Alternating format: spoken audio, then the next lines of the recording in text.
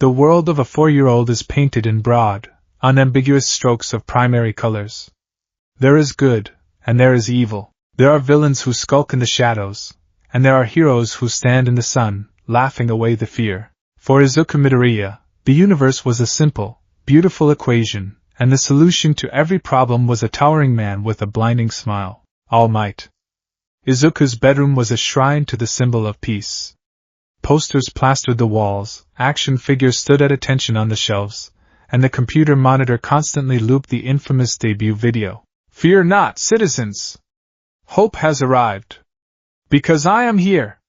Izuku would sit in his computer chair, rocking back and forth, clutching an All Might action figure in his small, chubby hands, his green eyes wide and sparkling with unadulterated awe. He was waiting for the day the universe would hand him his brush so he could paint himself into that bright, colorful world of heroes. In a society where 80% of the population possessed a superhuman ability, the manifestation of a quirk was the ultimate rite of passage. Katsuki Bakugo, Izuku's best friend, whom he affectionately called Kaken, had already manifested his.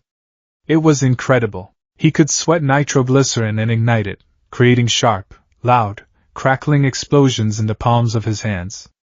It was flashy, powerful, and undeniably heroic. Izuku wanted nothing more than to stand right beside Kaken, a hero in his own right. His mother Inko could pull small objects toward her. His father, Hisashi, could breathe fire. Izuku figured he would get something similar. Maybe he could pull fire toward him. Maybe he could float things. Whatever it was, he was ready to use it to save people. He was entirely unprepared for the day the universe handed him a brush dipped not in bright, heroic colors, but in the absolute, light-devouring void of deep space. It happened on a warm Tuesday afternoon in late spring. The cherry blossoms had long since fallen, replaced by the vibrant green leaves of the playground's oak trees. The air was thick with the smell of sunbaked sand and ozone, the latter a direct result of Kaken showing off his explosions. Izuku arrived at the park clutching his All Might figure, eager to play. But the scene that greeted him made his small chest tighten. Kaken was standing near the sandbox, flanked by 2 of his usual lackeys. At their feet was another boy, a kid with small, fragile-looking bat wings protruding from his shoulder blades. The boy was crying, holding a scraped knee, pressing himself backward against the wooden edge of the sandbox. "You're in my way, extra!" Kaken sneered, his ruby-red eyes glinting with a dangerous, childish cruelty. Small pops and crackles of heat sparked from his palms. "I told you this sandbox is mine today. You didn't listen. I just wanted to build a castle." The winged boy sobbed, shrinking away from the heat. "And I want to blow it up!" Kaken yelled, raising a hand. Izuku didn't think. The hero-worshipping instinct ingrained in his very DNA took over. He dropped his action figure in the grass and scrambled forward, putting his small, trembling body between Kaken and the crying boy. "Stop it, Kaken!" Izuku yelled, his voice cracking with terror. He raised his fists, though his knees were knocking together so hard they threatened to give out. "Can't you see he's crying? If you keep hurting him, I'll stop you myself." Kaken paused, blinking in surprise before a nasty, feral grin spread across his face. "You? Stop me? Don't make me laugh, Deku. You don't even have a quirk yet. You're just a weak, useless Deku." Kaken lunged forward, his right hand drawn back. Sweat ignited on his palm, glowing a fierce, angry orange. He wasn't aiming to kill, of course, they were only 4. But he was aiming to hurt, to burn, to teach Izuku a lesson about the hierarchy of the world. Izuku squeezed his eyes shut. He raised his hands defensively, palms facing outward, bracing for the burning impact of the explosion. He wanted to protect the boy behind him. He wanted to be a shield. He pushed every ounce of his childish willpower into his hands, praying, begging for something, anything, to happen. Deep within Izuku's chest, something unlatched. It didn't feel like a muscle flexing. It felt like a trapdoor falling open in the center of his soul, revealing a bottomless pit. A sudden, terrifying coldness rushed through his veins, pooling in his palms. It was accompanied by an agonizing pressure, as if a mountain had been dropped squarely onto his tiny shoulders. Izuku gasped, his eyes flying open. The explosion left Kaken's hand, a roaring burst of fire and kinetic force. But it never reached Izuku. A sound that was not quite a sound ripped through the playground. It was a low, resonant bass-heavy thrum, like the heartbeat of a dying star. In the space between Izuku's outstretched palms, the air itself seemed to shatter. A sphere of absolute, perfect darkness blinked into existence. It was only the size of a marble, but it defied the mind's ability to comprehend it. It wasn't just black, it was an absence of reality. The light of the afternoon sun warped and bent around the sphere, creating a sickening halo of distorted colors. Kaken's explosion, the fire, the smoke, the concussive wave, was violently sucked into the marble-sized anomaly. It didn't disperse. It was swallowed whole in a fraction of a second, vanishing into the void without even a wisp of smoke left behind. But it didn't stop there. The gravitational pull of the anomaly surged.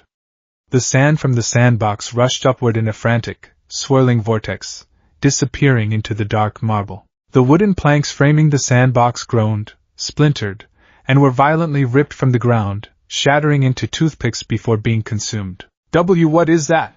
One of Kaken's lackeys screamed, stumbling backward, tripping over his own feet as the pull of the vortex dragged him a few inches through the dirt. Deku! Kaken screamed.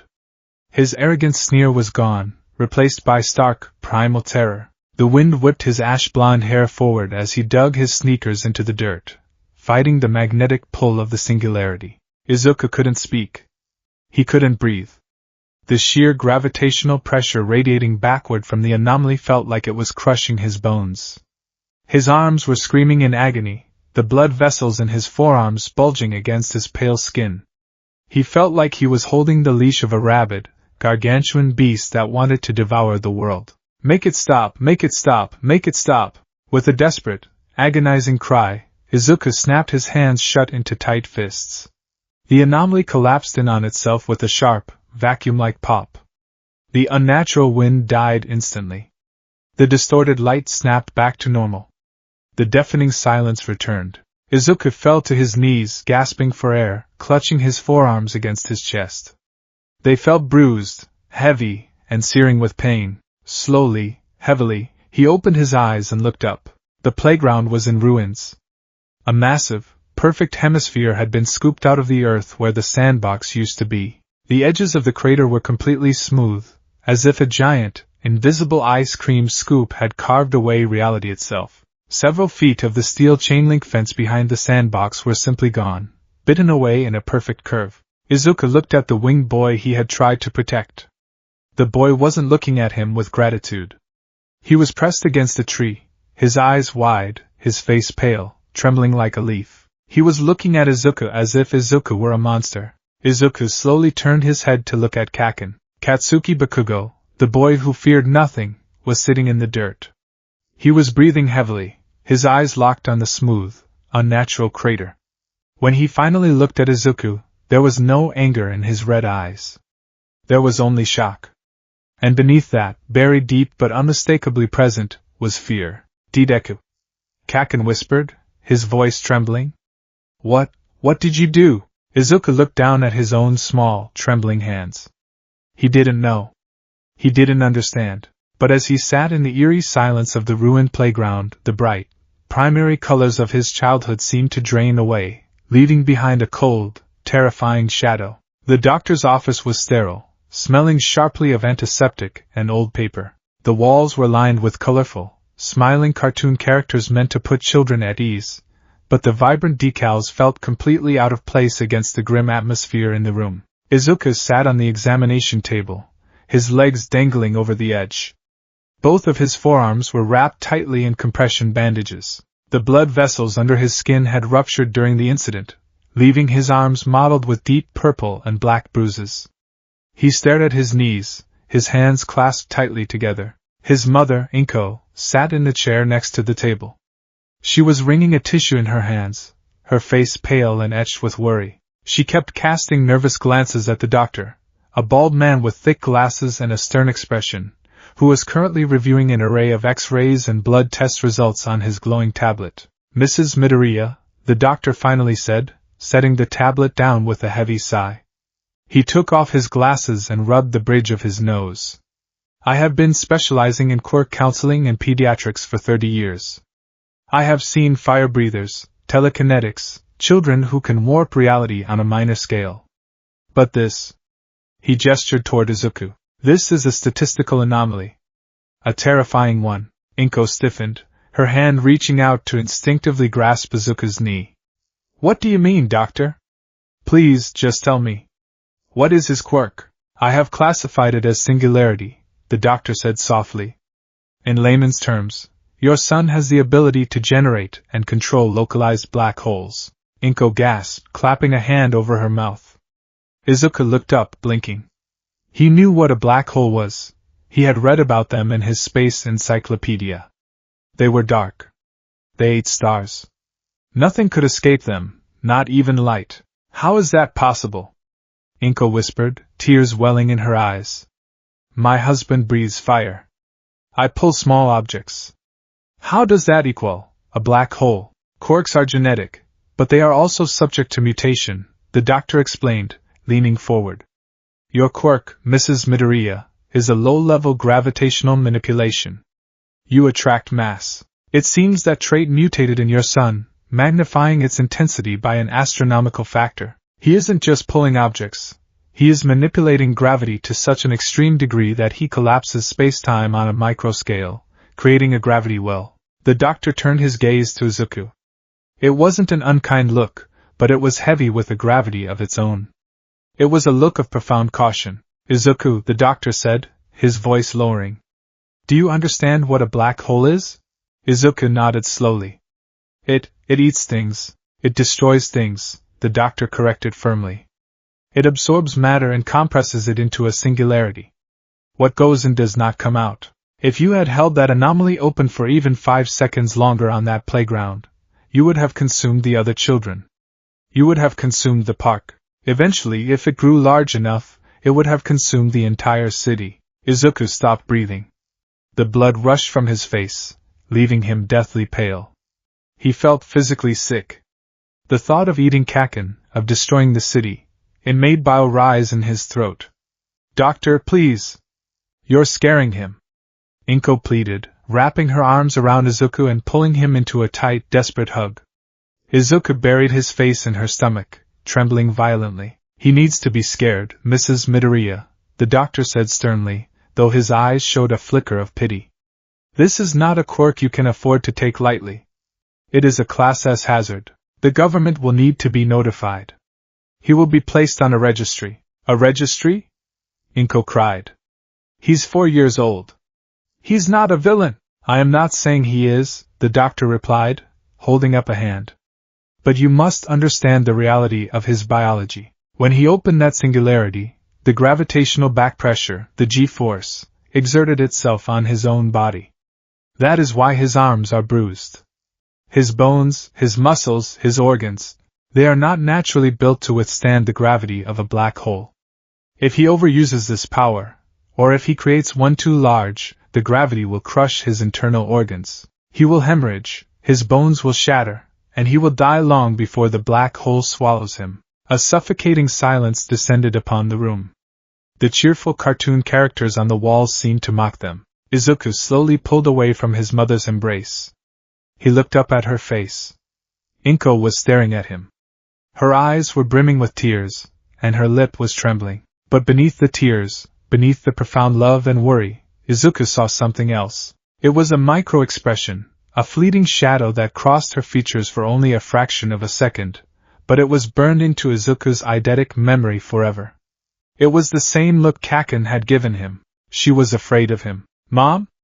Izuku whispered, his voice incredibly small. He reached a bruised hand out toward her. Inko flinched. It was involuntary. A tiny, imperceptible jerk backward. As soon as she realized what she had done, she let out a choked sob and grabbed his hand, pressing it to her cheek, crying profusely. I'm sorry, Izuku. I'm so sorry. It's okay. We'll be okay. But the damage was done. The trapdoor in Izuku's soul had opened, and the cold, devouring dark had poured in. He looked down at his bandaged arms. He wasn't a hero. Heroes made people smile. Heroes made people feel safe. He made his mother flinch. He was a monster. 10 years later, the alarm clock buzzed with a grating, relentless tone. A hand, encased in a thick, metallic threaded black glove, reached out from the tangle of blankets and slammed down on the snooze button. The impact was entirely too heavy, a slight miscalculation of gravity, and the plastic casing of the clock cracked ominously. Izuku Midoriya groaned, sitting up in bed and running a gloved hand through his messy, unruly green hair. He blinked the sleep from his eyes, staring blankly at the cracked clock. He sighed, adjusting the straps on his wrists. He was 14 years old now, in his final year at Aldera Junior High. The chubby, wide-eyed, hopeful toddler who worshipped All Might was gone, buried under a decade of isolation, fear, and bone-deep weariness. Izuku was taller now, though he possessed a wiry, compact build. He didn't look like a powerhouse. He looked like a shadow, moving quietly and carefully through a world made of glass. He swung his legs out of bed and stood up. His joints popped, a dull, chronic ache settling in his spine. It was a permanent companion. The microfractures in his bones and the constant strain on his muscles were the price he paid for merely existing. He walked over to his mirror and stared at his reflection. Dark circles hung heavy under his dull emerald eyes. He wore a plain white t-shirt and loose sweatpants. And, of course, the gloves. The gloves were a necessity. They were custom-made support items commissioned by the government, costing Inko a small fortune, designed specifically to dampen his quirk output. The fabric was lined with density-altering alloys and microsensors that monitored his pulse and skin conductivity. If his emotional state spiked, or if he subconsciously tried to draw upon his quirk, the gloves would lock his fingers and emit a low electrical shock to break his concentration. They were heavy, cumbersome, and a constant, humiliating reminder that he was a walking natural disaster. Izuku dressed for school in silence. He slipped on his black Gakurin uniform, adjusting the collar. He didn't have any All Might posters on his walls anymore. They had been taken down years ago, boxed away in the attic. Looking at the symbol of peace only reminded Izuku of the impossible chasm between them. All Might saved with a smile. Izuku could only destroy in silence. He walked into the kitchen. Inko was at the stove, humming quietly as she cooked rice and fish for breakfast. She looked older, the stress of the past 10 years having carved fine lines around her eyes and woven streaks of gray into her green hair. "Morning, Izuku," she said, offering a warm, albeit fragile, smile. "Morning, Mom," Izuku replied, his voice a low, raspy baritone. He sat at the table, taking the bowl of rice she offered. He ate methodically, carefully controlling his movements so his heavy gloves didn't shatter the ceramic bowl. "Did you sleep well?" she asked, wiping her hands on her apron. "Fine," he lied. He had dreamt of the void again. The endless, crushing blackness that whispered to him, begging to be let out. He dreamed of the gravity ripping the roof off the house and swallowing his mother whole while he watched, unable to close his hands. "You have career counseling today, right?" Inko asked hesitantly, pouring him a cup of tea. "Have you thought about what you're going to write down?" Izuku paused, his chopsticks hovering over his bowl. The career form. He had carried it in his bag for a week, completely blank. "I'm not sure yet," he murmured. Inko looked at him with that same, heartbreaking mix of love and underlying apprehension. "You know, Izuku, there's no shame in aiming for civil service. Or maybe data analysis. You're so smart, honey. Your notebooks are brilliant. You could help heroes from behind a desk. Safe." That was the unspoken word. She wanted him in a safe job, where he would never be forced to take his gloves off, where he would never risk hurting himself, or worse, someone else. "I'll think about it," Izuku said softly. He finished his breakfast, picked up his yellow backpack, and headed for the door. "I'm leaving. Have a good day, sweetie. Be careful, be careful. Not have fun. Not do your best. Just don't explode." Izuku stepped out into the crisp morning air and began the walk to Aldera Junior High. He kept his head down, his posture slightly hunched, making himself as small as possible. It was a defense mechanism he had perfected over the years. If people didn't notice him, they couldn't fear him. Unfortunately, invisibility was a luxury he rarely afforded. Society had a funny way of dealing with powerful quirks. If a kid had a strong, flashy quirk like fire or super strength, They were lauded, praised, and pushed toward heroism. But if a kid had a quirk that was inherently destructive, chaotic, or difficult to control, like brainwashing, blood manipulation, or, in Izuku's case, literal black holes, society slapped a label on them. Villain's quirk. It wasn't spoken aloud, not usually. But Izuku heard it in the whispers of the other mothers at the grocery store. He saw it in the way parents would subtly pull their children to the other side of the street when he walked past. He felt it in the rigid, paranoid gaze of his teachers, who watched his hands during tests as if he were holding a live grenade. He was the Singularity Kid. The freak who almost ate a playground when he was 4. Izuku arrived at the school gates.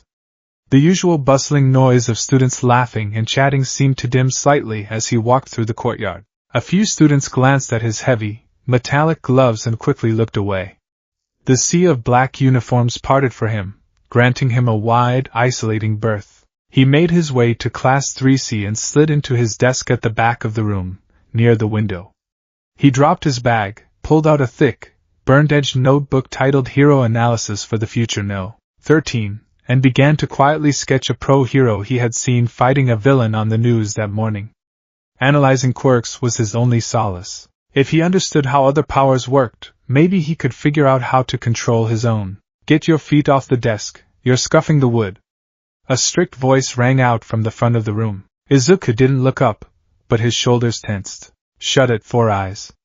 My feet go where they want, came the rough, arrogant reply. Katsuki Bakugo strolled into the classroom, his uniform jacket unbuttoned, his tie loose. He looked like a delinquent, but he carried himself like a king.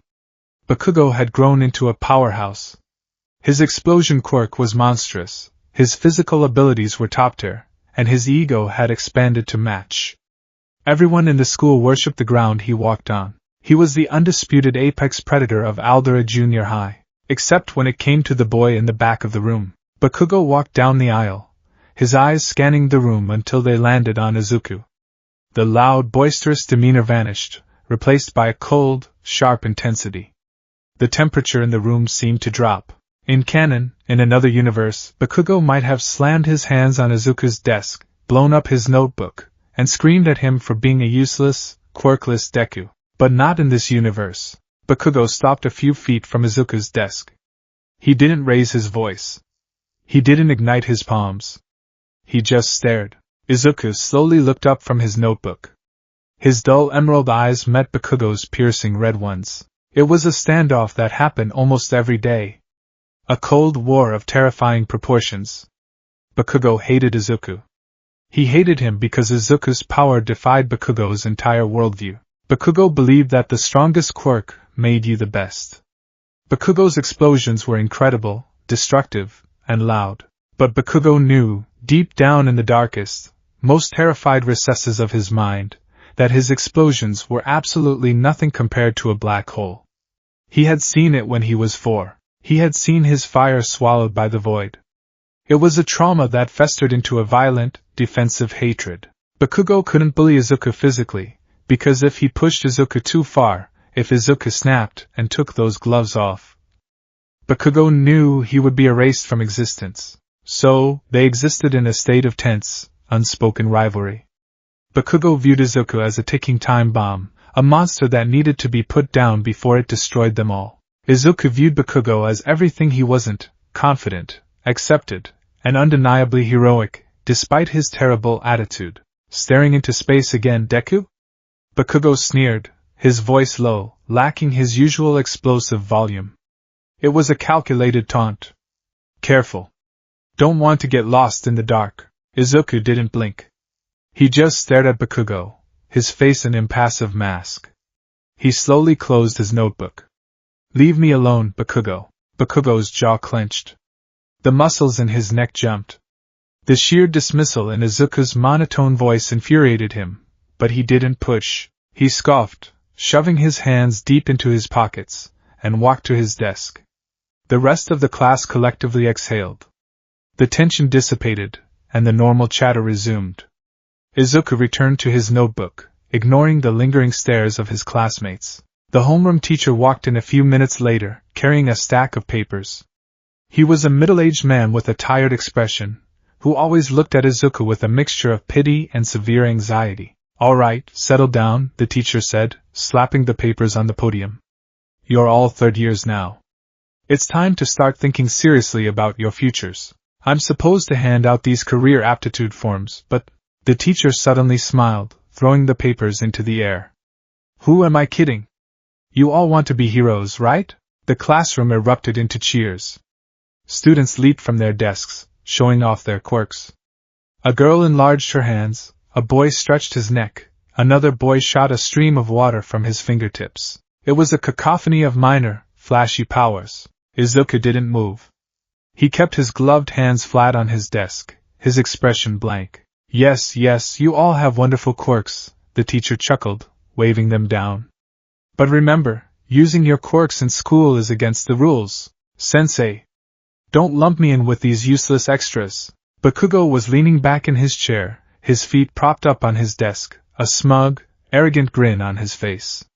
"They'll be lucky to end up as sidekicks to some busted D-lister. I'm aiming for the top. I'm the only one in this garbage school who's got what it takes." The class erupted in angry protests. "You think you're so much better than us, Katsuki? I don't think I know." Bakugo shot back, small sparks crackling from his fingertips. "I aced the mock tests. I'm the only one here applying to UA High." A hushed awe fell over the room. "UA? The national school? The acceptance rate is insanely low." "That's exactly why it's the only place for me," Bakugo declared, standing up and slamming his fist into his palm with a loud pop. "I'm going to surpass All Might and become the #1 hero. My name will be carved in history." The teacher coughed awkwardly, looking down at his clipboard. "Ah, yes. Bakugo, you are applying to UA. But, it seems there is another person aiming for UA as well." The teacher's eyes flicked hesitantly to the back of the room. The entire class followed his gaze. Silence slammed into the room like a physical weight. The cheers died. The smiles vanished. 30 pairs of eyes locked onto Izuku Midoriya. Izuku froze, his heart skipping a beat. He hadn't written it on his form. He hadn't told anyone. He had just requested the application packet from the counselor's office. How did the teacher know? Why would he say it out loud? The silence stretched, thick and suffocating. Then, the murmurs started. "Midoriya? UA? Is he serious?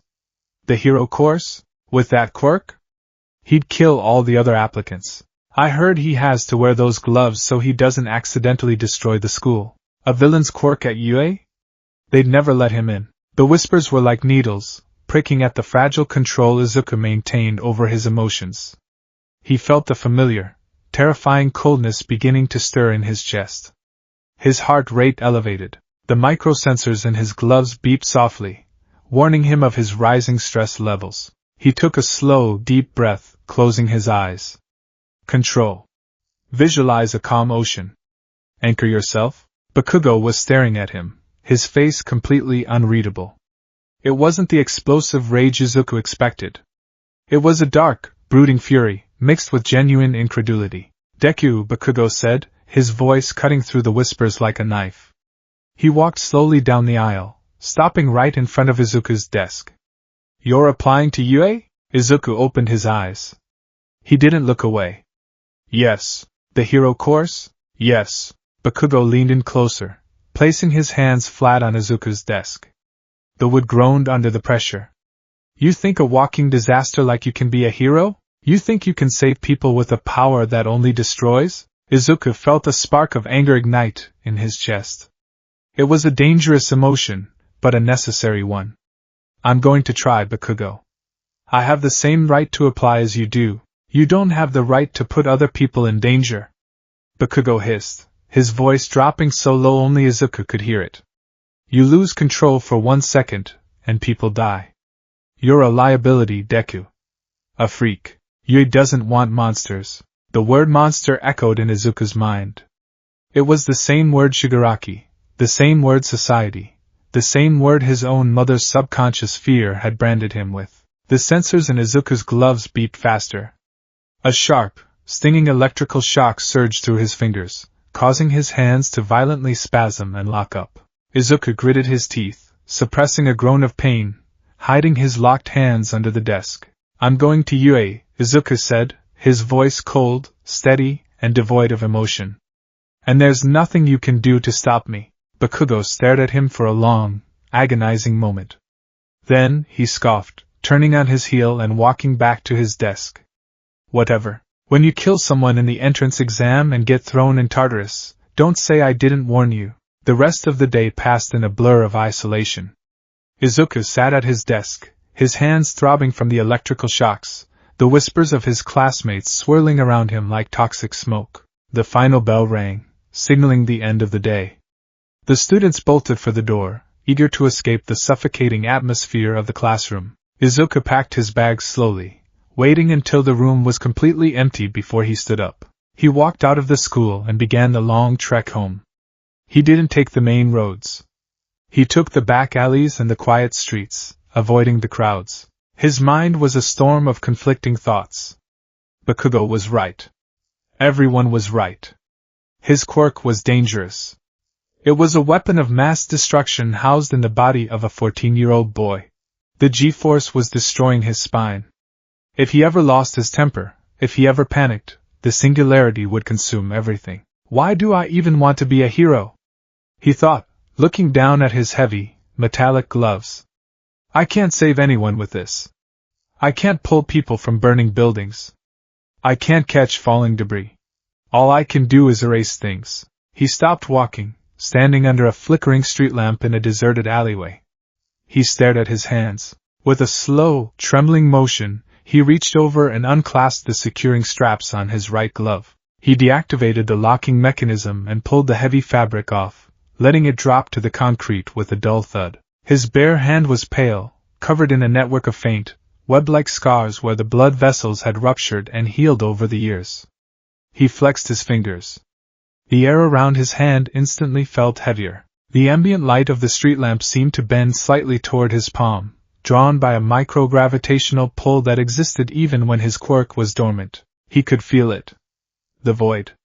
It was sitting right there, just beneath his skin, waiting for the command to open. It was terrifying. It was beautiful in its absolute, terrifying power. Izuku remembered the winged boy at the playground. He remembered his mother's flinch. He remembered Bakugo's fear. But then, he remembered the video. "Fear not, citizens! Hope has arrived. Because I am here." All Might didn't just save people with his fists. He saved them with his smile. He saved their hearts.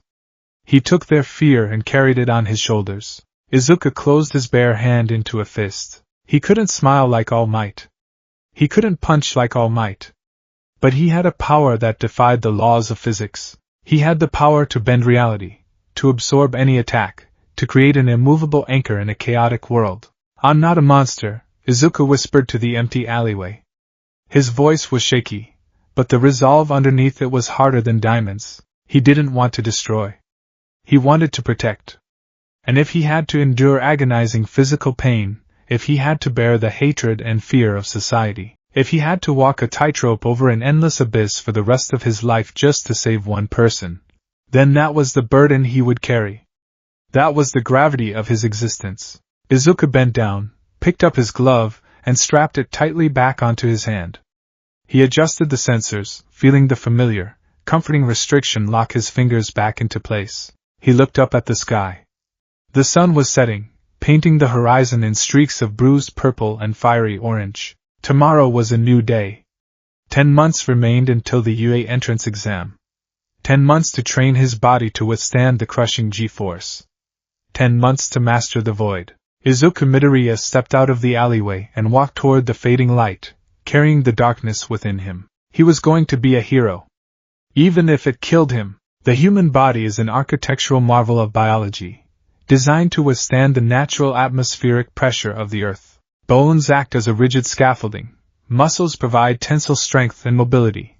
The circulatory system maintains a delicate equilibrium of internal pressure. Izuku Midoriya's body, however, was a war zone. He sat at his cluttered desk, a heavy textbook on astrophysics propped open next to a half-filled notebook. The desk lamp cast a warm, yellowish glow across the pages, illuminating complex equations detailing the Schwarzschild radius, tidal forces, and the mechanics of accretion disks. Izuku wasn't studying for a middle school science test.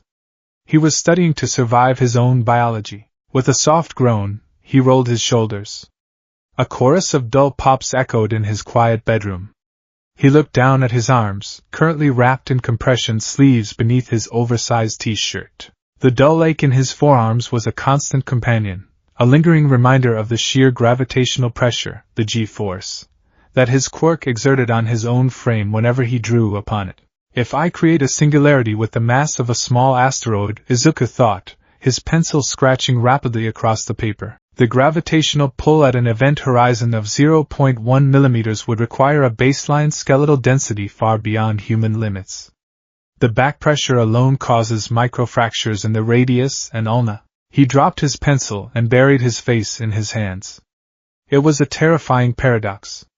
To be a hero, he needed to use his quirk, but to use his quirk was to subject his own body to a localized, microscopic crushing force that defied the natural laws of physics.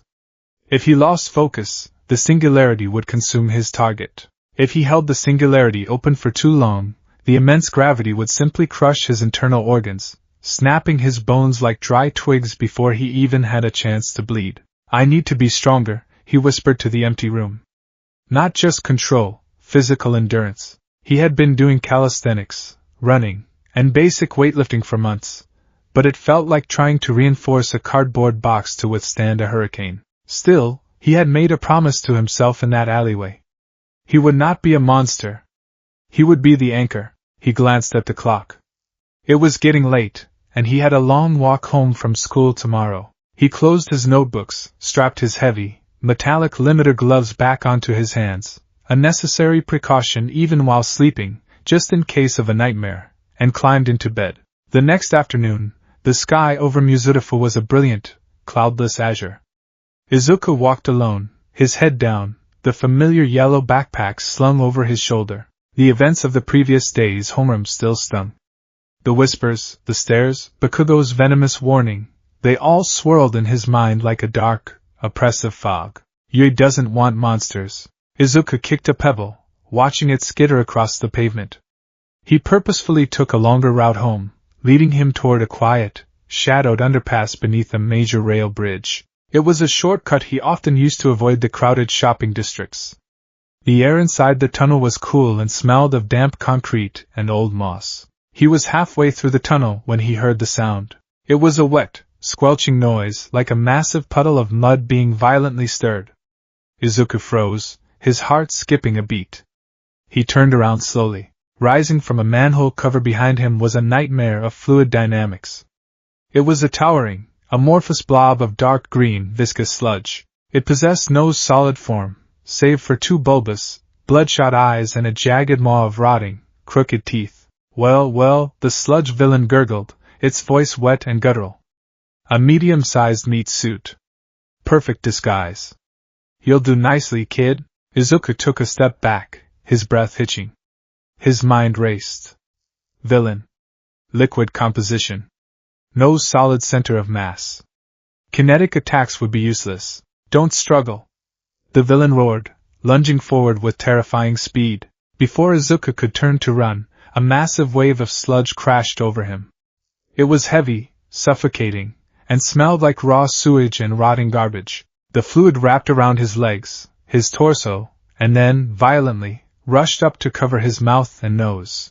Izuku gasped in shock, but the moment he opened his mouth, the vile liquid forced its way down his throat. No! I can't breathe! Panic, primal and blinding, seized him. He clawed at the sludge covering his face, his heavy limiter gloves scraping uselessly against the fluid. His lungs burned. His vision began to swim, dark spots dancing at the edges of his periphery. Just let it happen, the villain hissed in his ear. It'll only hurt for about 45 seconds. Then, it'll all be over. Thanks for the body, kid! Izuku's limbs grew heavy. He was dying.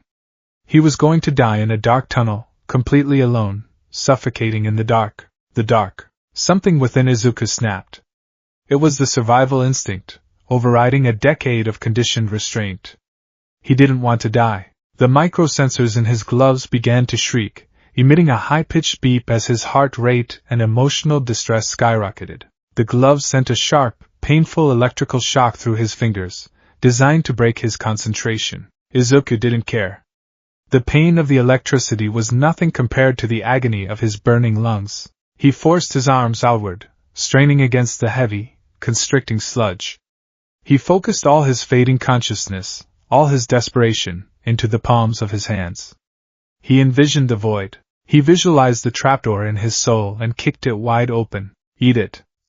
With a metallic crack, the density locking mechanism in his right glove fractured under the sheer, localized distortion of space. A sound like a suppressed thunderclap echoed in the tunnel. In the palm of Izuku's right hand, a microscopic point of absolute, devouring darkness blinked into existence.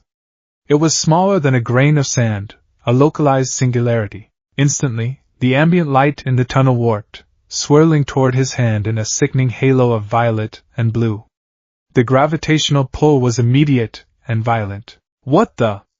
The sludge villain shrieked. The sludge covering Izuku's body was violently ripped away, defying all laws of fluid dynamics. The liquid was drawn upward, spiraling into a frantic, high-speed vortex that vanished into the microscopic singularity. The villain's mass was being deleted from reality. My body! What are you doing to me? The villain screamed in agony, trying to pull away. But you cannot run from gravity. Izuku dropped to his knees, gasping violently for air, coughing up chunks of vile sludge. But the relief of oxygen was immediately eclipsed by blinding physical pain. The G-force hit him like a freight train. The immense gravitational back pressure exerted itself on his right arm. He felt the muscles tear. He felt the radius bone in his forearm groan under the impossible weight. Blood vessels in his hand ruptured, painting his pale skin purple beneath the torn glove. Too much, Izuku thought, his vision blurring from the pain. I have to close it. He snapped his fist shut. The singularity collapsed with a concussive boom. The shockwaves shattered the overhead light fixtures, plunging the tunnel into dim shadows. Izuku collapsed onto his side, clutching his right arm to his chest, whimpering in pain. A large portion of the villain's mass had been completely consumed. The remaining sludge was scattered across the tunnel floor, shivering and trying to reform, terrified. Monster! The sludge villain gurgled, its eyes wide with absolute terror. You tore a hole in me. Before the villain could retreat back into the sewer, the manhole cover it had emerged from was suddenly blasted sky-high. Fear not, citizen! A voice like a brass horn boomed through the tunnel, echoing with impossible charisma.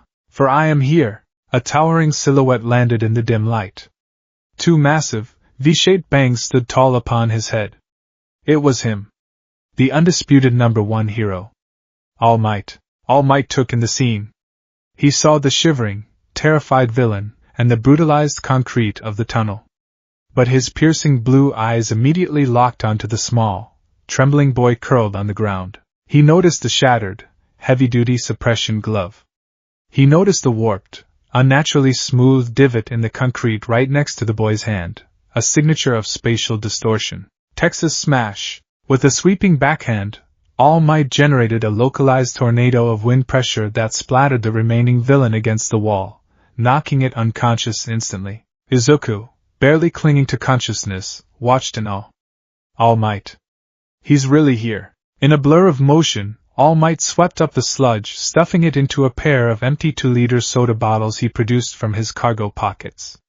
Within seconds the threat was neutralized. All Might walked over to Izuku and knelt down, his massive presence entirely filling Izuku's vision. Are you alright, young man?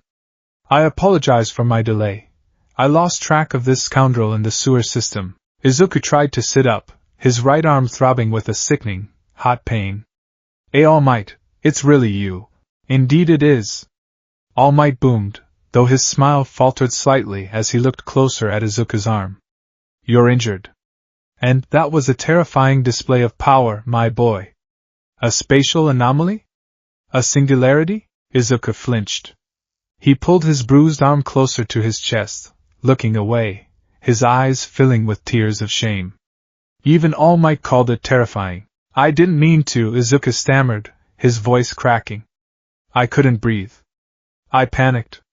I know it's a villain's quirk, I know it's dangerous, I didn't want to die. All Might's expression softened.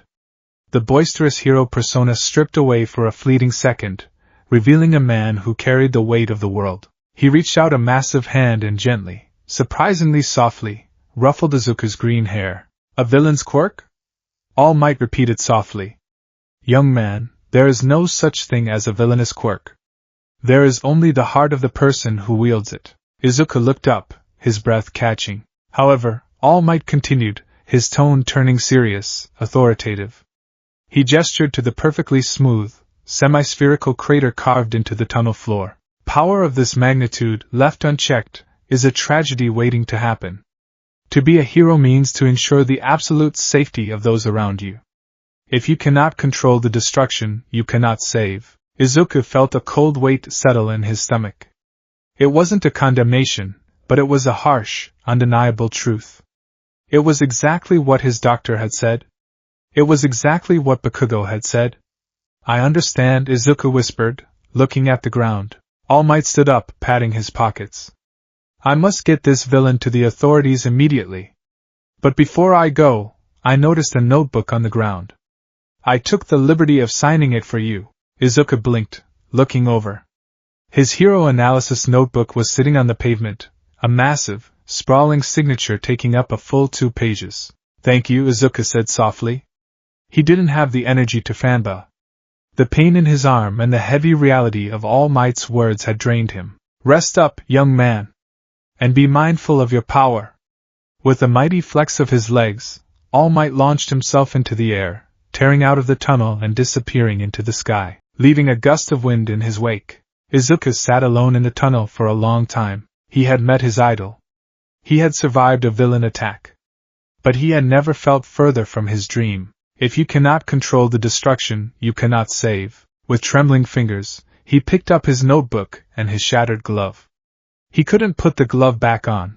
The locking mechanism was completely destroyed. He shoved it into his backpack, keeping his bare right hand tucked deep into his uniform pocket, and began the slow, painful walk home. By the time Izuku emerged from the alleyways into the shopping district, the late afternoon sun was beginning to cast long, golden shadows across the streets. His right arm was a constant, radiating ache, the microfractures in his bone protesting every step. Suddenly, a massive shockwave rattled the windows of the nearby storefronts. Izuku stopped. The sound of an explosion echoed down the street, followed by the frantic screams of civilians. A thick plume of black smoke billowed into the sky a few blocks away. A villain attack?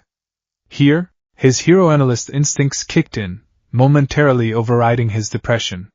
He hurried down the street, joining a throng of onlookers gathering behind a police barricade. What he saw made the blood freeze in his veins. Tatooine's shopping district was a war zone. Several buildings were engulfed in roaring flames. The air was thick with the suffocating smell of smoke and burning plastic.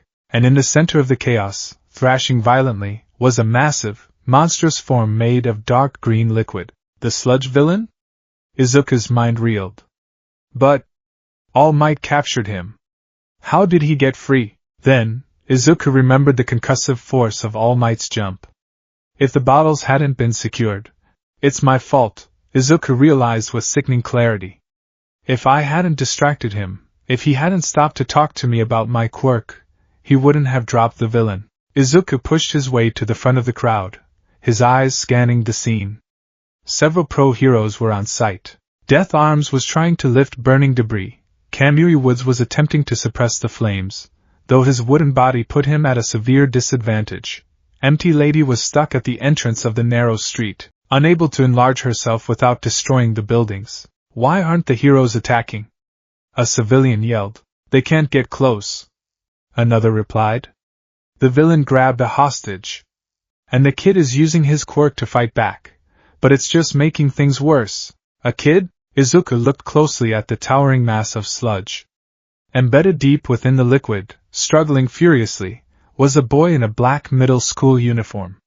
Ash blonde hair. Kaken. Bakugo was roaring in defiance, his hands free from the sludge, unleashing massive, desperate explosions. But the kinetic force only splattered the liquid momentarily before it reformed. The explosions were igniting the surrounding buildings, creating a blazing inferno that kept the pro-heroes at bay. "Don't come near me, you gross bastard!" Bakugo screamed, his explosions growing more erratic. "What a quirk!" The sludge villain laughed maniacally. "With this power, I can take out All Might. Just surrender your body, kid!" The heroes were shouting, organizing a perimeter, waiting for someone with a suitable quirk to arrive. They were waiting. "He's suffocating," Izuku realized. He remembered the feeling of the sludge forcing its way down his throat. The burning lungs. The blinding panic. Bakugo was strong, but he couldn't breathe liquid. Through the smoke and the roaring flames, Bakugo's eyes shifted. They locked onto the crowd. They locked onto Izuku. For a fraction of a second, the arrogant, explosive facade of Katsuki Bakugo shattered. His red eyes were wide, bloodshot, and filled with a stark, undeniable terror. It was a silent, desperate plea. "Help me," Izuku didn't think. The equations in his head, the warnings of his doctor, the heavy, condemning words of All Might, they all vanished. His legs moved on their own. He ducked under the police tape. "Hey! Kid, get back here! You'll die!" Death Arms roared, reaching out to grab him, but Izuku slipped past. Izuku sprinted into the inferno. The heat was searing, blistering his skin, but he didn't care. He ripped his left hand free from his remaining limiter glove, tossing the heavy fabric aside. Both hands were now bare. "I can't use a singularity," Izuku's mind raced at light speed. "If I open the void, I'll consume the villain, but I'll consume Kaken too. I can't destroy. I have to pull." "Deku?" Bakugo choked out, a mouthful of sludge silencing him. "What are you doing here?" The sludge villain bellowed. "You're the brat who tore my mass. I'll kill you both." The villain raised a massive tendril of sludge, preparing to slam it down on Izuku. Izuku skidded to a halt 10 feet away. He planted his feet wide, bracing his body. He raised both of his bare hands, palms facing the villain. He didn't envision the trapdoor. He didn't envision the void. He envisioned the gravity well of a dying star. Not the event horizon, but the inescapable, crushing orbit. Gravity shift. Izuku screamed, his voice tearing his throat. He engaged his quirk. But instead of compressing space into a single point, he forcefully expanded the gravitational wave outward, creating a localized, highly pressurized field of reverse gravity between himself and the villain. The air itself screamed. A visible ripple in reality tore through the street. The flames of the burning buildings were instantly snuffed out, starved of oxygen as the atmosphere was violently manipulated. The sludge villain's massive tendril, poised to strike, froze in midair. What is this weight?" The villain gurgled in panic. Izuku screamed in absolute agony. He was manipulating gravity without a focal point, holding the pressure with his own body. It felt like 2 concrete walls were slowly crushing him from the inside out. His nose began to bleed, thick crimson drops splattering onto the pavement. The blood vessels in both of his eyes burst, turning his sclera a terrifying, bloody red. "Focus!" Izuku commanded himself, tears of pain mixing with the blood. "Don't erase. Pull!" He slowly, agonizingly, pulled his hands backward. The gravitational field locked onto the sludge villain's mass. With a sickening schluck, the immense pressure grabbed hold of the liquid. "No! My host!" The sludge encasing Bakugo was violently, forcefully peeled away. It didn't tear, it stretched and warped under the gravitational tension. Izuku was literally pulling the liquid off Bakugo layer by layer. Bakugo gasped, taking in a massive, ragged breath of air as his face and chest were freed. He stared at Izuku in absolute shock. Izuku looked like a demon, eyes red with blood, nose bleeding, his arms trembling so violently they looked like they might shatter at any moment. "Come on!" Izuku roared, taking a step backward. The G-force spiked. Izuku heard a sharp crack echo in his own ears. His left collarbone fractured under the strain. He stumbled, but kept his hands locked in position. The sludge was completely ripped away from Bakugo. The blond boy fell to the concrete, coughing violently. The sludge villain, now separated from his hostage, was suspended in midair, caught in the center of Izuku's gravity well. "I'll crush you!" The villain roared, trying to swim through the air. Izuku couldn't hold it anymore. His vision was going black. His body was failing. He was about to lose control. If his concentration broke, the gravity well would collapse into a singularity right in the middle of the street. I'm at my limit. Suddenly, a massive hand gripped Izuku's shoulder. The touch was warm, reassuring, and completely unaffected by the gravity field. You did well, young man, a deep, booming voice whispered. You held the line. Now allow me, Izuku gasped, releasing his quirk. The invisible weight vanished. Izuku collapsed forward, but the massive hand caught him by the back of his shirt, holding him upright. All Might stood beside him. The number one hero was not smiling. His face was etched with a profound, awe-inspiring fury. He looked at the sludge villain, who was falling toward the ground now that the gravity well was gone. I told you, All Might boomed, his voice vibrating with raw power. That to be a hero, one must ensure safety. All Might drew back his right fist. The muscles in his arm bulged, radiating an intense heat. But I forgot, All Might roared, that a hero is also someone who risks everything. To save one life. Detroit smash. The punch did not just hit the villain. It hit the very atmosphere. A concussive shockwave of impossible kinetic energy erupted down the street. The remaining sludge was instantly atomized, scattered into microscopic droplets. The sheer wind pressure generated a localized updraft, spiraling into the sky with such force that the clouds above Mizurufu tore open, revealing the golden sunset. It started to rain. The silence that followed was deafening. The villain was gone. The fires were out. Bakugo was safe on the ground. Izuku stood there, supported entirely by All Might's grip on his shirt. He looked at his hands.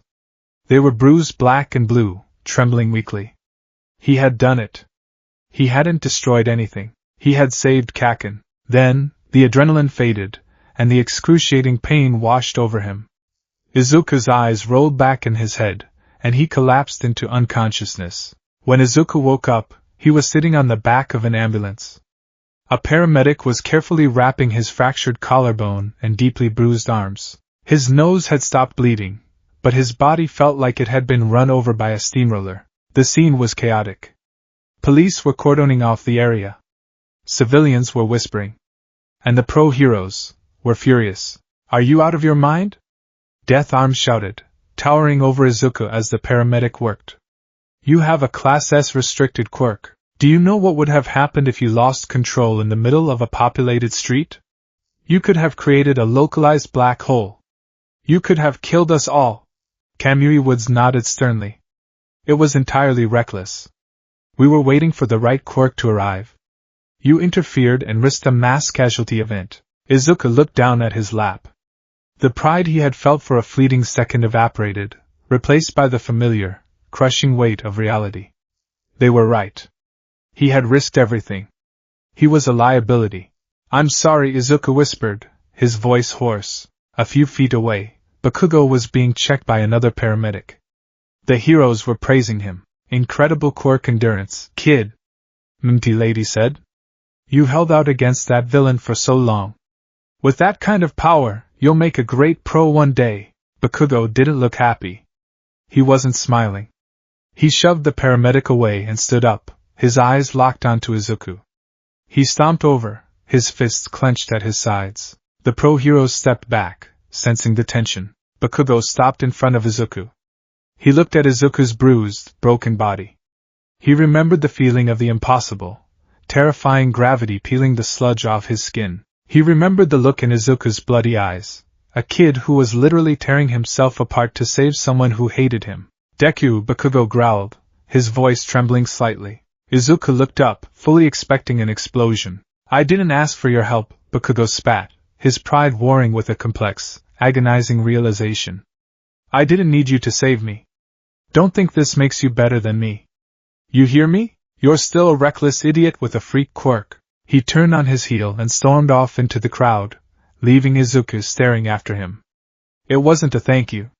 But for Bakugo, it was an acknowledgement. He hadn't called him a monster. Once the paramedics cleared him, Izuku gathered his ruined limiter gloves and his backpack. The police told him they would be contacting his mother and the quirk registry about the incident. Izuku walked home in the dark. The streetlights flickered overhead. His body ached with every step, but his mind was strangely quiet. He had done it. He had proved that his quirk could be used to save. But the cost was too high. He couldn't shatter his bones every time he fought a villain. He couldn't risk a mass casualty event every time he engaged his power.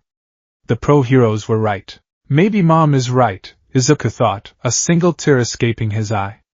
Maybe I should just be a data analyst. It's safer. I am here. Izuku jumped, wincing as his collarbone flared with pain. All Might suddenly dashed out from a side street, planting his feet on the pavement, completely blocking Izuku's path. He was in his muscular form, steam radiating off his massive shoulders. All Might? Izuku gasped. What are you doing here? Weren't you surrounded by reporters? Ha! Shaking off reporters is child's play for me. All Might boomed.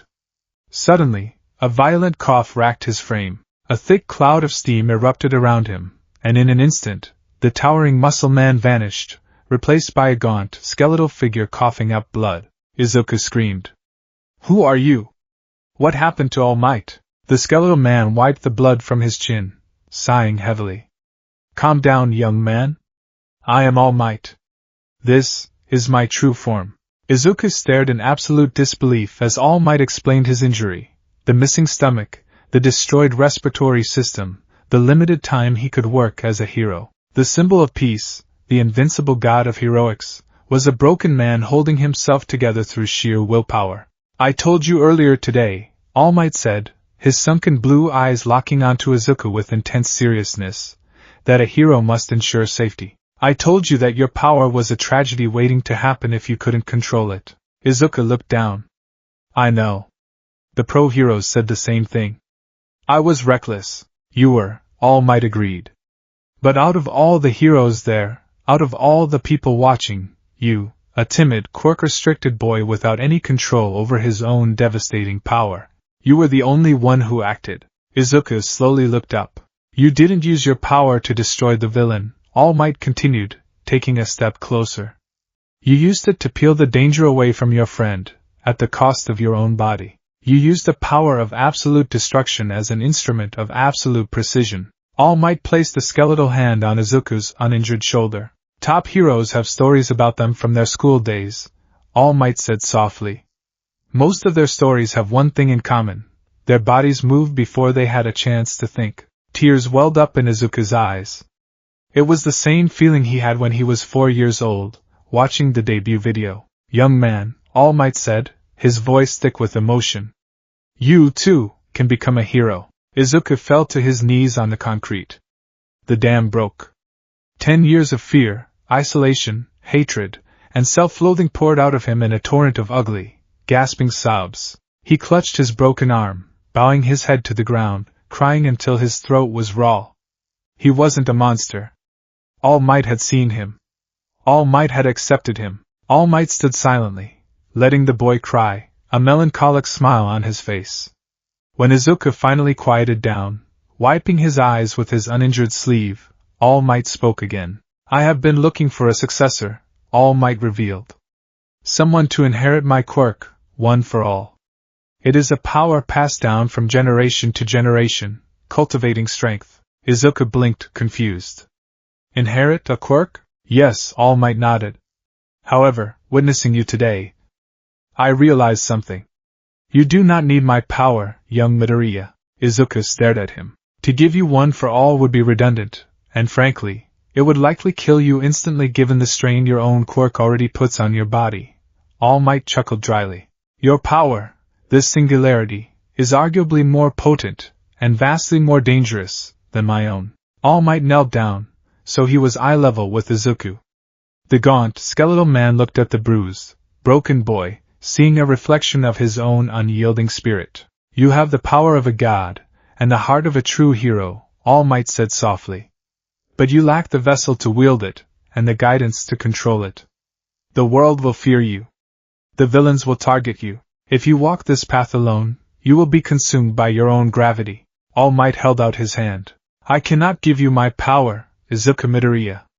But I can give you my knowledge. I can train your body to withstand the G-force. I can teach you the mental fortitude required to hold the void at bay. I will be your mentor. I will teach you how to be the next symbol of peace, not with a smile and a smash, but with the unyielding gravity that holds society together. Izuku looked at All Might's outstretched hand. It wasn't an offer of a magical solution. It wasn't an easy way out. It was an invitation to walk through hell, carrying a black hole on his back, with the greatest hero in the world walking by his side. Izuku reached out with his bruised, trembling left hand, and grasped All Might's hand firmly. I accept, Izuku whispered, his green eyes burning with a new, inextinguishable light. Please, All Might. Teach me how to save them. The human skeleton is remarkably resilient. Bone is a composite material, made up of collagen fibers and inorganic bone mineral, making it essentially a biological fiberglass. It can withstand incredible amounts of compressive force. But it was not designed to withstand the gravitational pull of a collapsed star. Breathe, young Midoriya. Control the flow. Do not let the void control you. Izuku's eyes snapped open, bloodshot and wide with exertion. He was suspended upside down, hanging by his knees from a rusted, reinforced steel I-beam that All Might had wedged between two massive piles of illegal garbage on Dagoba Municipal Beach. Beneath Izuku was an old, hollowed-out refrigerator, filled to the brim with scrap iron, lead pipes, and wet sand. It weighed easily over 800 pounds. Izuku wasn't touching it. He was pulling it upward, toward his chest, using a concentrated gravity well projected from his hands. His muscles screamed. The veins in his neck bulged, thick and blue against his pale skin. The sheer G-force radiating backward from the invisible tether between his hands and the refrigerator felt like an anvil sitting on his sternum. Every vertebrae in his spine ground together, a terrifying chorus of microfractures waiting to happen. It's slipping! Izuku ground out through clenched teeth. The air around his hands wavered, the light distorting into a sickly purple halo as his control wavered. The refrigerator trembled in midair, the metal groaning as the gravitational field threatened to collapse into a singularity, which would instantly consume the fridge, a chunk of the beach, and potentially Izuku's own hands. Shut it down! All Might commanded, his skeletal form tense. Izuku didn't just let go. If he severed the connection instantly, the sudden shift in atmospheric pressure would create a localized shockwave. He had to decelerate the gravity. He closed his eyes, visualizing the trapdoor in his chest, slowly pulling it shut. The refrigerator slammed into the sand with a massive, earth-shaking thud, kicking up a cloud of dust. Izuku went limp, his legs slipping from the I-beam. He plummeted headfirst toward the sand, but a skeletal hand darted out, catching him by the ankle with deceptively immense strength. All Might gently lowered the gasping, sweat-drenched 14-year-old to the beach. Izuku rolled onto his back, staring up at the smog-choked morning sky, his chest heaving violently. His arms felt like they had been beaten with sledgehammers. 60 seconds, All Might noted, clicking a stopwatch. He knelt beside his protégé, handing him a water bottle. You held a stable, non-destructive gravity tether on a massive object for 60 seconds without collapsing space. That is a 10-second improvement from last week. Izuku took the water with trembling, heavily scarred hands. He drank greedily, some of the water spilling down his chin. It's not enough, he panted, wiping his mouth. If that was a collapsed building, if I was holding debris off a civilian, 60 seconds isn't enough time for a rescue. Perhaps not yet, All Might said quietly, sitting down on a rusted tire. The skeletal man looked out over the ocean, the early morning sun reflecting in his sunken blue eyes. But you are fighting a battle on two fronts, my boy. You are not merely training your muscles to lift. You are training your skeletal structure to withstand a microscopic cosmic event. It requires a fundamental reinforcement of your biology. The 10 months leading up to the UA entrance exam had been an agonizing crucible. When All Might had first analyzed Izuku's quirk, he had brought in a trusted, underground quirk specialist bound by a non-disclosure agreement. The findings were terrifying. Every time Izuku opened a singularity, the gravitational backpressure subjected his body to forces akin to a fighter pilot pulling 20 gs, localized entirely in his arms and spine. The only reason Izuku hadn't crushed himself to death as a child was that his subconscious mind violently shut the quirk off when the pain threshold was reached. To wield a sword, the scabbard must not shatter. All Might had told him on the first day, and so, the physical conditioning began.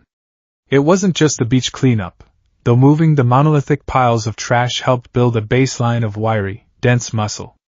The true torture was the endurance training, high-gravity calisthenics. Isometric holds while projecting micro-wells. Impact conditioning to microfracture his bones so they would heal back denser, stronger. Like a Muay Thai fighter kicking trees, only Izuku was kicking the laws of physics. But the physical aspect was only half the battle. Meditation time. All Might instructed, his voice brokering no argument. Izuku sighed, pushing himself up into a cross-legged sitting position in the sand. He rested his bruised hands on his knees, palms facing the sky, and closed his eyes. This was the mental conditioning. Izuku's quirk was inherently tied to his emotional state. Fear, panic, or rage acted as a catalyst, blowing the trapdoor wide open and creating an uncontrollable black hole. To wield his power safely, Izuku had to maintain a state of absolute, unshakable emotional zero. Visualize the void. All Might instructed, his voice a low, soothing cadence over the sound of the crashing waves. It is not a monster. It is not an enemy. It is a tool. You are the master of the dark. In his mind's eye, Izuku stood in a featureless white room. In the center of the room was a sphere of absolute, light-devouring blackness. It pulsed, whispering to him, tugging at the edges of his sanity. It wanted to consume. It wanted to grow. Izuku took a slow, deep breath, visualizing his own willpower as a box of reinforced titanium. He placed the box over the void. He envisioned a padlock. He turned the key. His heart rate slowed. The micro-tremors in his hands ceased. His breathing matched the rhythm of the ocean tide. For 30 minutes, he sat in absolute stillness. He learned to detach his fear of his own power from the reality of his existence. He learned to accept that he was a vessel for destruction, but he possessed the free will to choose when to open the box. When he finally opened his eyes, the morning sun had fully crested the horizon, casting a golden glow across the partially cleared beach. All Might was looking at him with a proud, melancholic smile. Your focus is sharpening. The fear in your eyes is fading, replaced by resolve. Izuku looked down at his hands. I can feel it, All Might. The density. The weight. I think I'm ready. We will see, All Might said, standing up and dusting off his baggy trousers. He reached into his pocket and pulled out a heavy, wrapped parcel, tossing it to Izuku. Izuku caught it, grunting at the unexpected weight. He unwrapped the brown paper. Inside lay a pair of sleek, matte black gloves. They were fingerless up to the second knuckle, ending in reinforced, conductive rings. The fabric was a woven mesh of carbon nanotubes and a localized density alloy.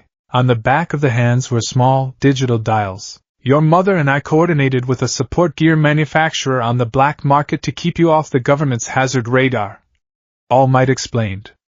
These are variable gravity restrictors. The old gloves your mother bought locked your hands completely, shutting you down.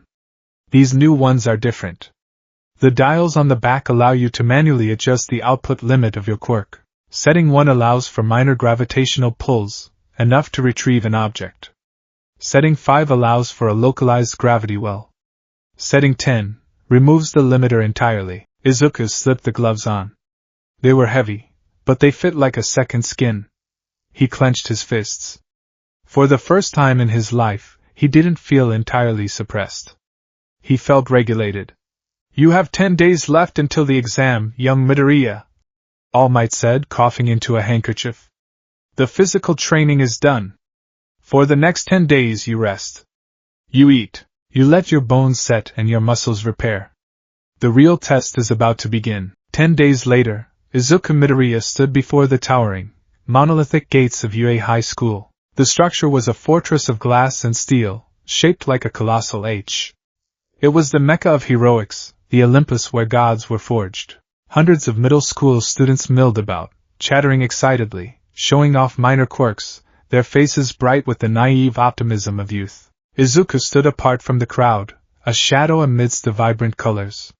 He wore his black junior high uniform, the heavy restrictor gloves tightly secured to his forearms. He had changed drastically over the last 10 months.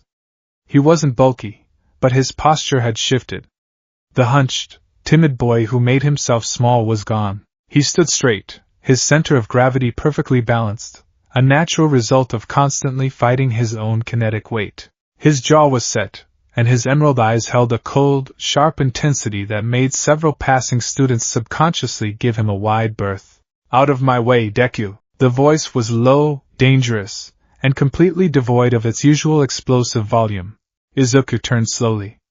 Katsuki Bakugo stood a few feet away. He looked feral, his red eyes burning with a mixture of intense ambition and deep-seated paranoia. Bakugo had spent the last 10 months training just as hard, pushing his explosion quirk to devastating new heights. Since the sludge villain incident, their dynamic had shifted from bully and victim to a terrifying Cold War. Bakugo hadn't launched a physical attack against Izuku in a year. He knew better, but the hatred had only calcified into a bitter rivalry. Izuku didn't flinch. He didn't step aside.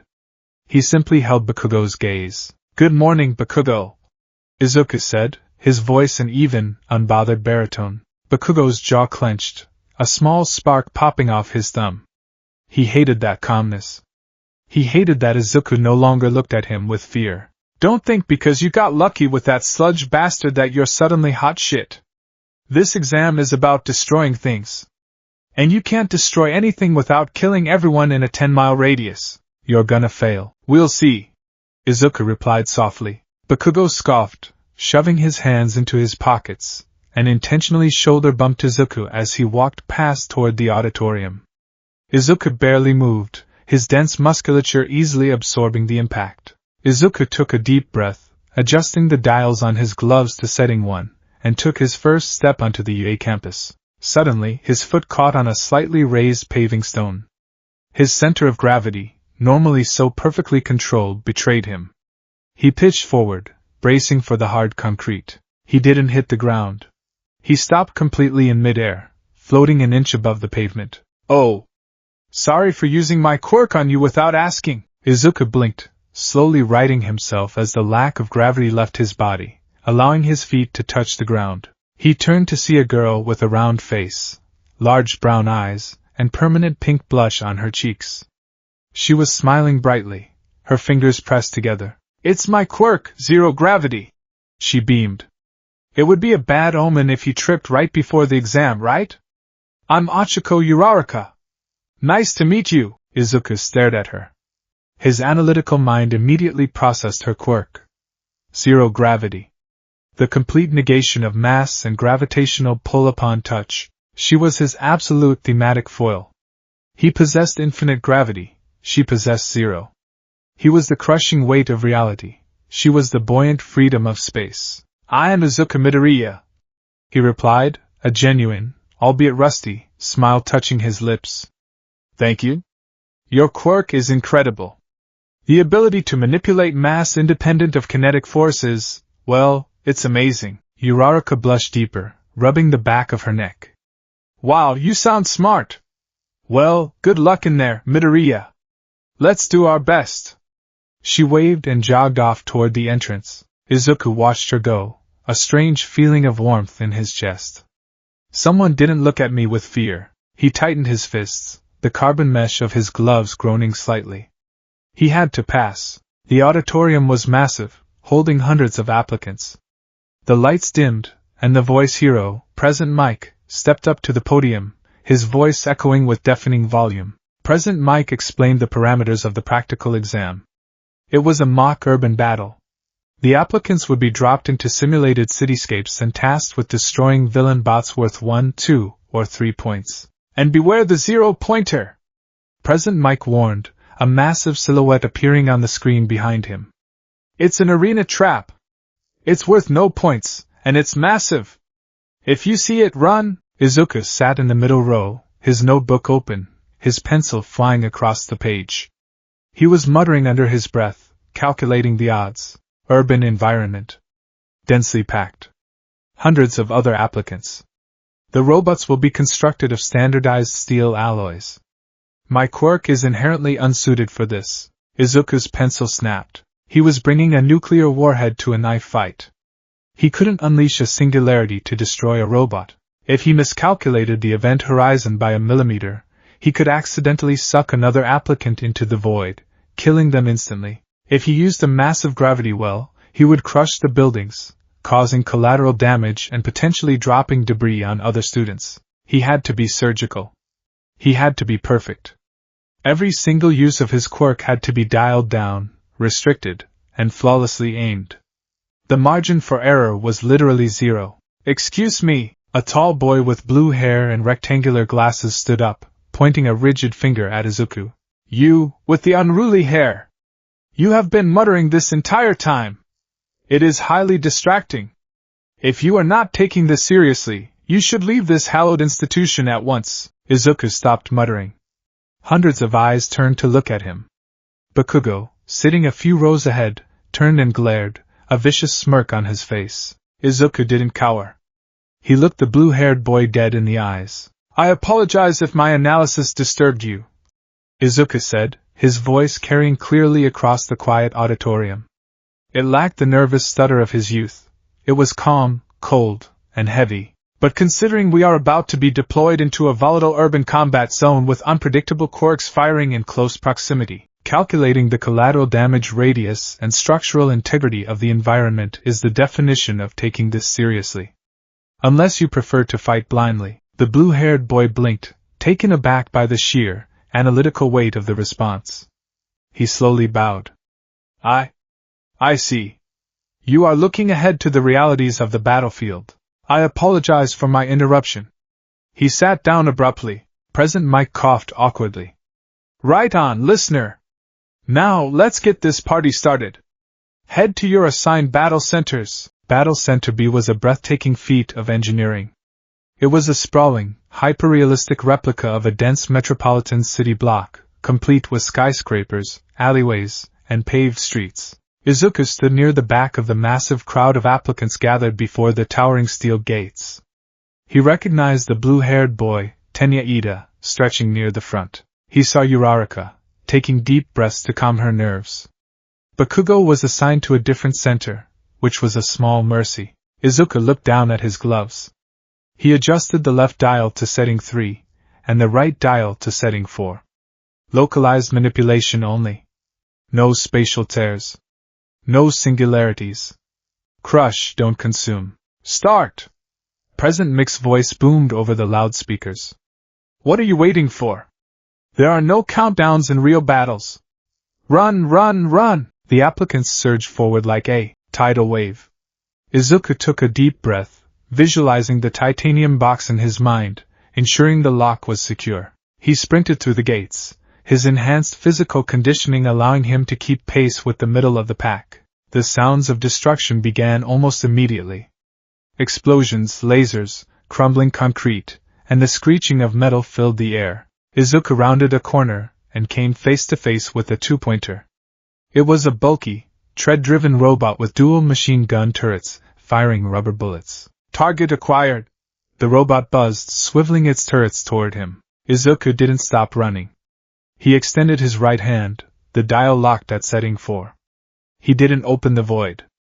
Instead, he visualized a heavy invisible blanket falling over the robot. Gravity well, impact!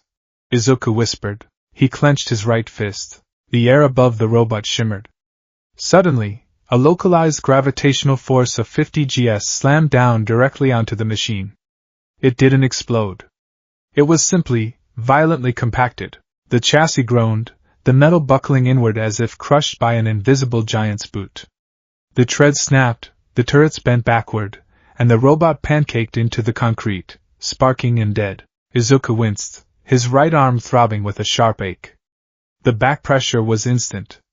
He shook his arm out and kept moving. 2 points. He needed more. But as he navigated the city, he realized his fatal disadvantage. A kid with a laser quirk blasted a three-pointer from 50 yards away. Ida rushed past him, using his engine legs to kick the head off a one-pointer before sprinting to the next block. Izuku couldn't spam his attacks. Every time he used a gravity well, The G-force microfractured his bones and drained his stamina. Furthermore, the arena was too crowded. He found a group of 3 robots, but there were 2 applicants fighting near them. If he dropped a gravity field, he risked catching the students in the perimeter. He had to hold back. He ran through an alleyway, using setting 3 on his left hand to create a horizontal gravity pull, violently ripping a 1-pointer into a brick wall. 3 points. Time was running out. 10 minutes passed. The announcements rang out, tallying the remaining time. Izuku was panting heavily, his arms wrapped in a dull, throbbing agony. He had managed to scrounge 12 points. It wasn't enough. Historically, the cutoff for the hero course was around 40 points. He stood in a wide intersection, desperately looking for targets. I need to find a cluster. I need a clear line of sight. Suddenly, the ground began to shake. It wasn't a tremor, it was an earthquake. The asphalt beneath Izuku's boots cracked and splintered. The glass windows of the surrounding skyscrapers shattered, raining down like deadly hail. From the center of the mock city, a shadow eclipsed the sun. It rose above the buildings, a mechanical leviathan of terrifying proportions. It was the size of a 12-story building. Its singular, glowing red eye swept over the terrified applicants. Its massive treads ground entire buildings into dust as it moved forward. The 0-pointer. It's a monster! An applicant screamed, turning and bolting toward the exit. Run! That thing will crush us! The crowd of students broke into a panic stampede, fleeing from the colossal machine. Izuku's instincts screamed at him to run. He had 12 points. He was failing. If he ran, he could maybe find a stray robot on the outskirts. There was no logical reason to fight a trap worth 0 points. He turned to follow the crowd. Ow, my leg! The voice was faint, barely audible over the roaring engines of the behemoth. But Izuku's ears caught it. He stopped and looked back. Near the path of the 0-pointer's advancing treads, a massive chunk of debris had fallen from a destroyed building. Pinned beneath it, struggling frantically, was Uraraka. The giant robot raised its colossal arm, preparing to smash the street in front of it to clear the rubble. If that fist came down, the shockwave alone would kill her. Izuku froze. The titanium box in his mind rattled. The void within whispered, eager to be unleashed. Let me out. I can eat it. I can eat the metal, the concrete, the sky. Most of their stories have one thing in common. All Might's voice echoed in Izuku's memory. Their bodies moved before they had a chance to think. Izuku didn't run away. He turned around, and he sprinted directly toward the colossal machine. Hey! Are you crazy? Ida yelled from the retreating crowd, watching in horror as the green-haired boy charged the behemoth. Izuku's eyes were locked on Uraraka. He couldn't lift the debris off her in time. He couldn't carry her away. There was only one option.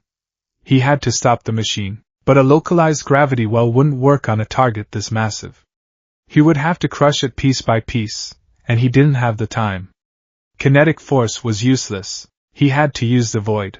Izuku sprinted, his hands reaching for the dials on his gloves. Click! Click! Click! He turned both dials all the way to the right. Setting 10. Limiters disengaged. The carbon mesh of the gloves glowed slightly, then retracted, exposing the scarred, bare palms of his hands. Izuku planted his feet on a slanted piece of concrete debris. He channeled a massive burst of reverse gravity, a repulsion field, directly beneath his feet. Boom! The concrete shattered into powder, and Izuku was launched into the air like a ballistic missile. He rocketed upward, the wind screaming past his ears, rising until he was face to face with the towering, mechanical head of the 0-pointer. Time seemed to slow down. Izuku was suspended in midair, hundreds of feet above the ground. Below him, Uraraka watched with wide, terrified eyes. The giant robot raised its arm toward him, preparing to swat him out of the sky like a fly. Izuku brought his bare hands together, palms facing the colossal machine. He didn't unlock the titanium box in his mind. He shattered it. He opened the trapdoor in his soul, and he let the monster out. Singularity! Izuku roared, his voice tearing his vocal cords. In the space between his hands, reality simply ceased to exist. A sphere of absolute darkness, the size of a basketball, tore into the fabric of the universe. It was a localized black hole, possessing the mass of a small moon. The auditory reaction was horrifying. It wasn't an explosion. It was the sound of a vacuum. All ambient noise in the arena, the roaring engines, the screaming students, the crumbling buildings, was instantly silenced, swallowed by the void. The light of the sun was violently warped, bending into a terrifying accretion disk of chaotic, shifting colors around the black hole. The zero-pointer, a machine weighing thousands of tons, was caught in the event horizon. It didn't shatter. It was pulled. The colossal steel arm reaching for Izuku was violently stretched, the metal undergoing spaghettification as it was dragged into the void. The massive chassis, the treads, the internal engines, everything was ripped upward, defying the Earth's gravity, pulled toward the basketball-sized sphere of nothingness. The applicants on the ground watched in absolute, paralyzed horror as the towering behemoth was sucked into the sky, swirling into a frantic, violent vortex of screaming metal. Izuku was dying. The G-force radiating backward from the singularity was apocalyptic. He felt the radius and ulna in both of his arms snap simultaneously with a sickening crunch. His collarbone fractured. Blood burst from his nose and the corners of his eyes, trailing upward toward the void. The pressure on his chest was so immense that his lungs collapsed. He was holding on to the leash of a cosmic horror, and it was tearing him apart. Enough! His mind screamed. It's dead! Close it! With the last ounce of his fading consciousness, Izuku forced his broken, mangled hands to close into fists. The singularity snapped shut. The sound returned to the world with a deafening, concussive boom. A shockwave of displaced air rippled outward, shattering the remaining glass in the arena and knocking several students off their feet. Where the zero-pointer had been, there was now nothing but a small, hyperdense sphere of compacted steel, about the size of a baseball, plummeting to the earth. It hit the concrete and cratered a hole 10 feet deep due to its impossible density. The behemoth was gone. Erased. High above, Izuku Midoriya began to fall. His limiters were off. Both of his arms were shattered, hanging limply at his sides. His internal organs were bruised, and his vision was fading to black. He was falling from a 12-story height, completely unable to use his quirk to break his fall. I did it, he thought, the wind rushing past his bleeding face. I saved her. But I'm going to die. He closed his eyes, accepting the impact. Suddenly, a sharp, stinging pain erupted on his cheek. Smack! Izuku's eyes fluttered open. Uraraka was floating next to him, having launched herself into the air using a piece of debris. She had slapped his face with her hand. Immediately, the terrifying sensation of falling vanished. Izuku was weightless. He floated gently in the air, his momentum completely negated by her zero gravity. Release! Uraraka gasped, pressing her fingers together. They dropped the last few feet to the ground safely. Uraraka immediately fell to her knees, clutching her stomach and violently throwing up from the sheer nausea of overusing her quirk. Izuku lay on his back on the cracked pavement. He couldn't move his arms. He couldn't breathe properly. Blood ran down the sides of his face. He heard the siren wail, signaling the end of the exam. Footsteps approached. The other applicants were gathering around in a wide circle, staring at him. They weren't looking at him with awe. They were looking at him with the exact same stark, primal terror he had seen in Bakugo's eyes 10 years ago. They think I'm a monster, Izuku thought, his consciousness slipping away. Incredible! Ida whispered, pushing to the front of the crowd. He looked at the deep crater where the baseball-sized remnant of the zero-pointer lay, and then at Izuku. He annihilated it, but at the cost of his own body. He sacrificed everything to save her. Izuku didn't hear him. The world finally faded to black. He is a severe liability, Tashinori. The voice was stern, ancient, and deeply disappointed. Izuku drifted in a haze of painkillers. He slowly opened his eyes. He was in the UA infirmary. Both of his arms were encased in thick, white casts, suspended in slings. His chest was wrapped tightly in bandages. Standing at the foot of his bed was All Might, in his skeletal form, looking deeply troubled. Beside him was a small, elderly woman in a nurse's outfit, Recovery Girl. His skeletal structure is a disaster, Recovery Girl scolded, tapping her cane on the floor. The microfractures in his spine have been exacerbated. Both arms suffered compound fractures. I used my quirk to heal the bones, but his stamina was completely depleted. If he uses that level of output again, his arms won't just break. The bones will turn to dust. He acted to save a life, Chio, All Might said softly. He acted recklessly with a weapon of mass destruction. Recovery Girl shot back. He possesses a quirk that bends the fundamental laws of the universe. UA is a school for heroes, not a containment facility for anomalies. The principal and the board are terrified. The footage of that black hole, it's unprecedented. Izuku felt a cold knot form in his stomach. He tried to sit up, groaning as his ribs flared with pain. Young Midoriya, you're awake? All Might said, rushing to his side. I failed. Izuku whispered, his voice dry and raspy. I didn't get enough points. And I terrified everyone. Recovery Girl sighed, her stern expression softening into one of maternal pity. You are a brave boy, Izuku Midoriya. That much is undeniable. But bravery does not negate physics. You must learn to control that power, or it will be your executioner. She turned and hobbled out of the room, leaving Izuku and All Might alone. She is right, All Might said quietly, pulling up a chair and sitting beside the bed. The board was deeply divided. Many argued that your quirk is too unstable, too inherently destructive for a school environment. If you lose control in a sparring match, a student dies. Izuku closed his eyes. The tears finally fell. All the training, all the pain, the agony of holding the void at bay, it was all for nothing. He was exactly what society said he was.